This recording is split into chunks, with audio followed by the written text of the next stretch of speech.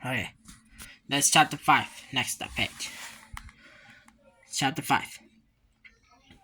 Standing just below the top of the cliff, Sid raced, rushing in the air, holding him above the final ledge. Sid's plan was for the humans to see the baby but not see him. What are you doing? Manfred hissed from below. Dropping on the ledge. Sid placed Wishing onto the stone surface, and the baby scrambled out of the sight on his hands and knees. Should we make sure they found him? Said Ask. Good idea, Manfred replied. He reached out his trunk towards Sid.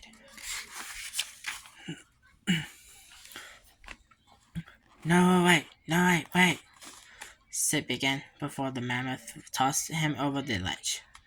The sloth screamed as he soared onto the high plateau. Sid landed on his butt with a plop. He covered his eyes with his three claw paws, too terrified to look at the human settlement. Don't spear me! He yelped. He rushing towards the sloth's paw away from his face. Peering around, Sid saw that he'd fallen in grassy clearing. The human campsite was in another area, a few yards away, past the grove of patchy trees. The camp appeared to be entirely empty. Oh, Sid said. This is a problem, Manfred said, popped up over the ledge. What now? He asked. Then he got a good look at the deserted campsite. Oh, that's perfect, the mammoth growled. Nervously, Manfred and Sid wandered into the human settlement. The place looked like it had been abandoned. In a hurry, there was still half dismantled tents, straw beds, and cooking utensils lying about. Rushing crawled over to a large woven basket. When he placed in his hand on the edge, the basket flipped over, covering him. He started to crawl turtles-like toward a group of pallet beds. Sid rushed to catch the crawling basket.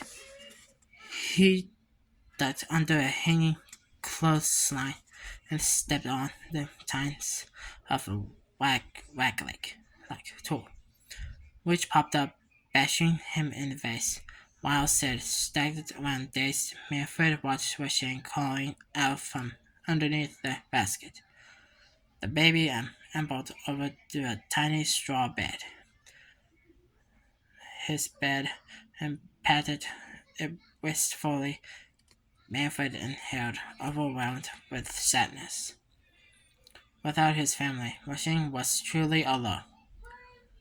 I told you they were gone, a voice growled. Manfred turned to see Diego solitary into the campsite. Oh, look who it is, the man said, rolling his eyes. Don't you have to pour the defenseless animal in this barrel? Sid stumbled up to the mammoth, and the tiger, searching the area for signs that showed where the humans had gone. "We could be far," he said as he spotted footprints in the dirt. "They went this way?" He decided, pointing north. Then he noticed tracks leading in the other directions. "What, this way?" he said, scratching his head in confusion. "Or maybe, You don't know much about tracking, do you?" Diego sneered. Sid shrugged. "Hey, I'm a sloth," he replied. "See a tree in the leaf? That's my track." Diego leaped over to Manfred. "Look, you didn't miss it by much," the tiger explained. He showed the mammoth a broken branch on the bush. "It's still green," he said. "They didn't know it 2 hours ago." Behind Diego, Sid stuck two pieces of twig into his mouth like saber teeth. "Still green," he admitted. Diego, "they left 2 hours ago." Shane giggled at the sloth. The baby sat down on a large wooden spoon, which catapulted a dead fish onto Manfred's face. Shane cackled with laughter. Diego shook his head. You don't need this aggravation, he told the mammoth. Give me the baby. I can track him inside a lot faster than you can. Manfred brushed the fish off his face and peered down at Diego suspiciously. And you're just a good citizen helping out, right?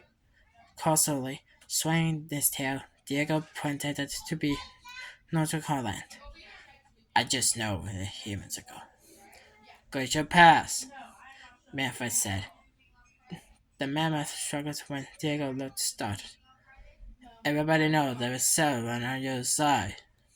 Diego covered his surprise. Well, unless you know how to track, he said. You're never gonna reach them for the pass causes of the snow. What should be like tomorrow?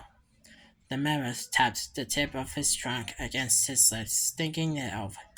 So, you give that baby to me, Diego continued smoothly, or go get lost in a blizzard.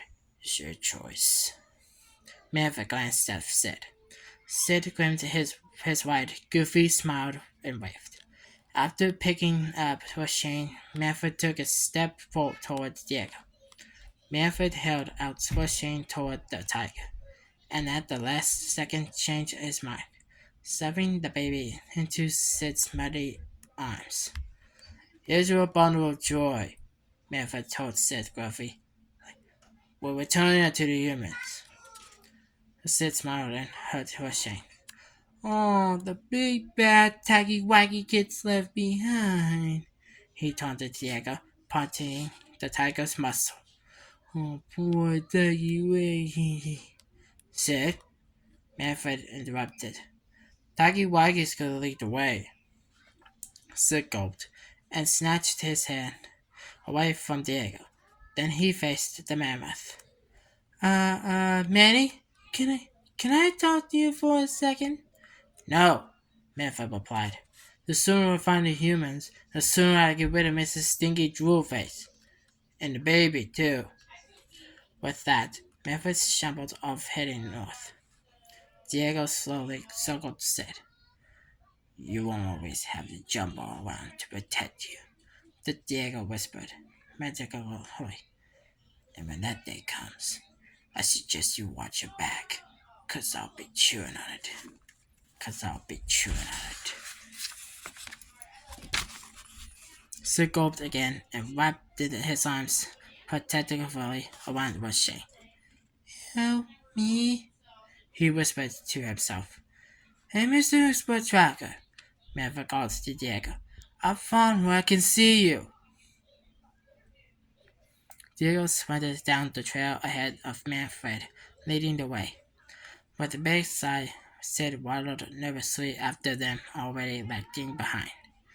As the sun set that evening, the sound of Rushaine's wailing echoed across the lawn, flooded pursuing that Sid, Manfred, and Diego were crossing. Sid held the screaming baby in his arms. You gotta make it stop, Manfred moaned, pulling up into a halt. I can't take it anymore. I've been things that complain as much, Diego added.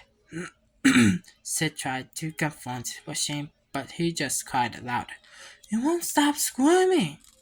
You're holding it wrong, Diego Infanta said. Just put it down, said Lord Shane toward the ground head first. Watch his head, Manfred instructed. Sheesh, Sid complained. Pick him, pick him up and put him down. Make up your mind already. Diego padded over to Rushins and bumped the baby's nose with his arm. His nose is dry, Diego informed the others. That means something's wrong with it, Sid said. And someone should lick it. Just in case, Diego suggested. Sid raised his hand, volunteering happily. I'll do it. The sloth kneeled beside Rushine and stuck out his tongue, ready to lick the baby. Hey, Memphis said, interrupting, said. The mammoth mouth. The mammoth pointed toward machines for a diaper with his trunk. He's wearing one of those baby thingies. So? Said Askin, lips, his tongue still hanging out. So if he poops, Memphis replied, where does it go? Steadily, Sid's tongue slipped back into his mouth. Humans are disgusting, he groaned. Machine took a deep breath and let out another wailing even louder than before.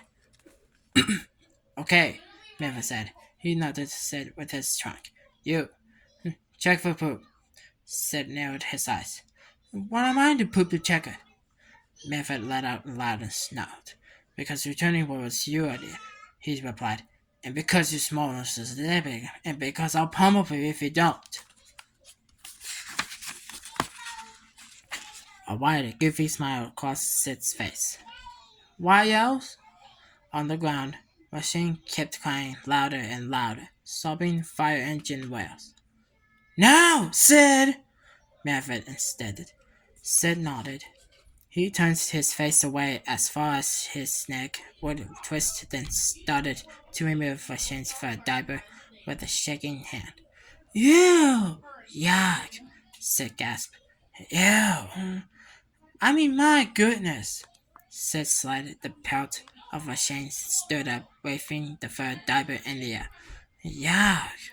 He cried. He took a step toward Memphis. Hey, look out, coming through! Sid shouted. Watch out! Memphis hollowed, picking at the side of the diaper. Sid turned, stumbled on purpose toward Diego. Stop waving that thing around! Diego screeched as he jumped away. Staggering, Sid wobbled on his feet, shoving the diaper closer to Diego. Then Sid tripped over his own goggy feet just as he turned around and around again, to face Manfred. The diaper launched into the air and landed with a flat smack on the mammoth's face. You! Manfred bellowed. You! Sid rolled on the ground, laughing hysterically. He cried. Got ya!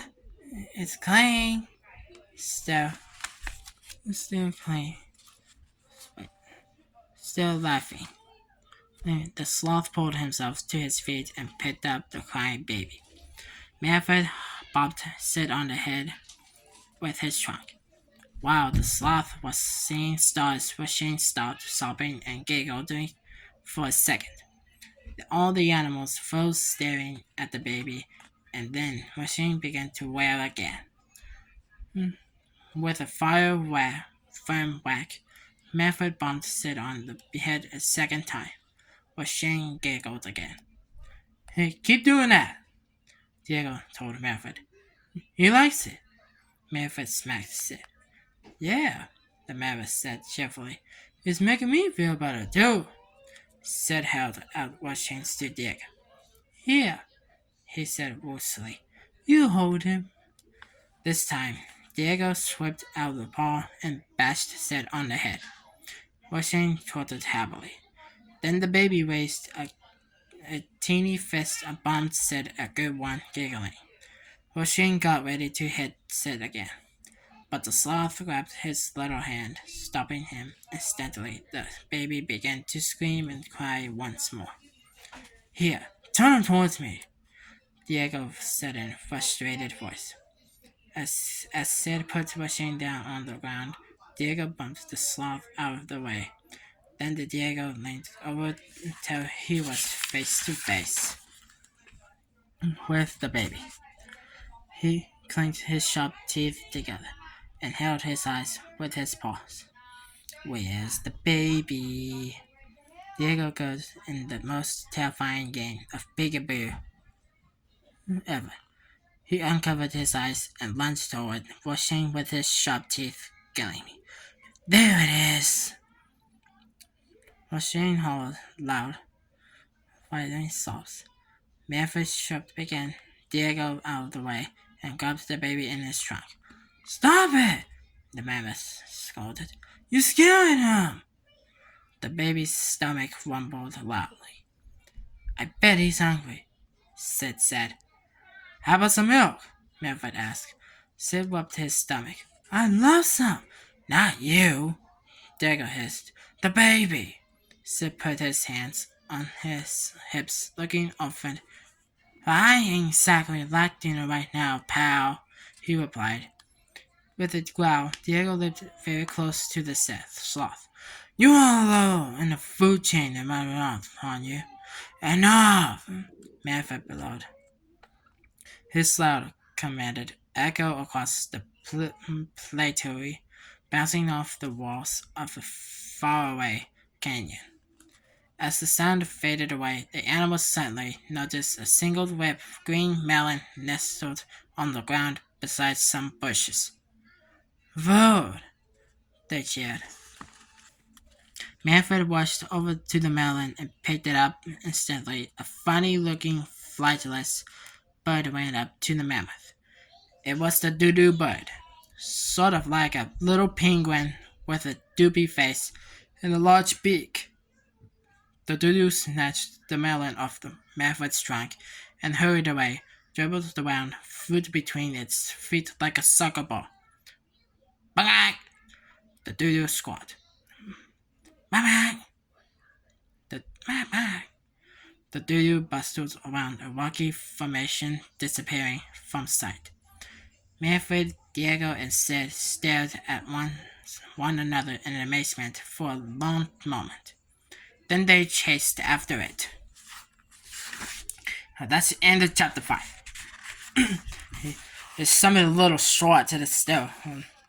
It's something to a watermelon. They're asking questions. What is your favorite fruits? Make sure to leave a comments below. Let's continue on to chapter 6.